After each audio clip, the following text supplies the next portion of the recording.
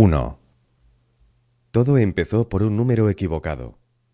El teléfono sonó 3 veces en mitad de la noche, y la voz al otro lado preguntó por alguien que no era él.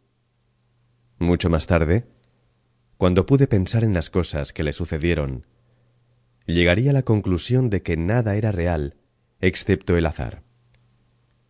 Pero eso fue mucho más tarde. Al principio, no había más que el suceso y sus consecuencias.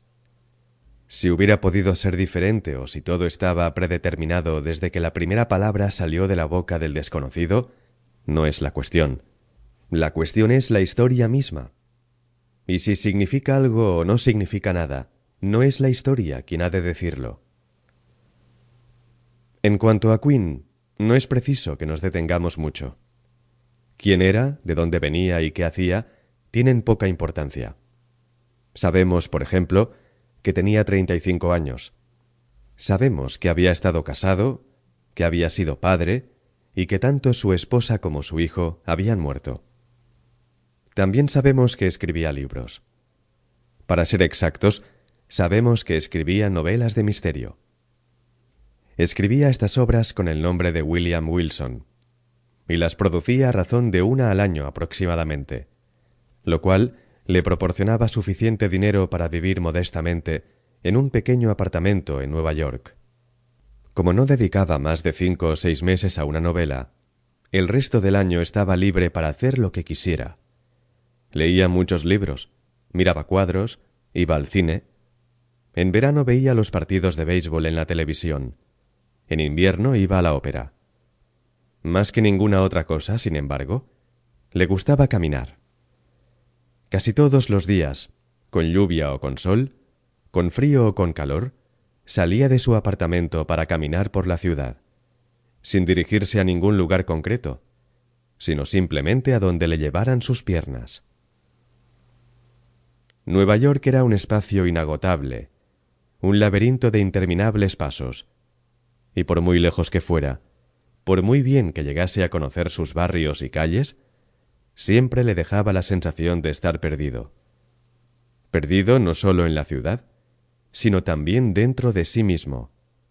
Cada vez que daba un paseo, se sentía como si se dejara a sí mismo atrás, y entregándose al movimiento de las calles, reduciéndose a un ojo que ve, lograba escapar a la obligación de pensar.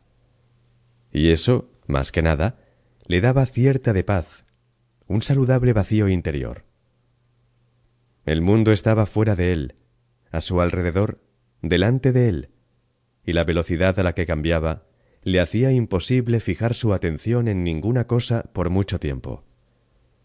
El movimiento era lo esencial, el acto de poner un pie delante del otro y permitirse seguir el rumbo de su propio cuerpo. Mientras vagaba sin propósito, todos los lugares se volvían iguales, y daba igual donde estuviese. En sus mejores paseos conseguía sentir que no estaba en ningún sitio. Y esto, en última instancia, era lo único que pedía a las cosas: no estar en ningún sitio. Nueva York era el ningún sitio que había construido a su alrededor, y se daba cuenta de que no tenía la menor intención de dejarlo nunca más. En el pasado, Quinn había sido más ambicioso. De joven había publicado varios libros de poesía. Había escrito obras de teatro y ensayos críticos, y había trabajado en varias traducciones largas. Pero bruscamente había renunciado a todo eso. Una parte de él había muerto, dijo a sus amigos, y no quería que volviera a aparecérsele.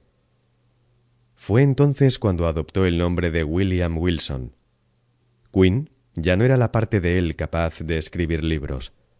Y aunque en muchos sentidos Quinn continuaba existiendo, ya no existía para nadie más que para él. Había seguido escribiendo porque era lo único que se sentía capaz de hacer. Las novelas de misterio le parecieron una solución razonable. Le costaba poco inventar las intrincadas historias que requerían, y escribía bien, a menudo a pesar de sí mismo, como sin hacer ningún esfuerzo.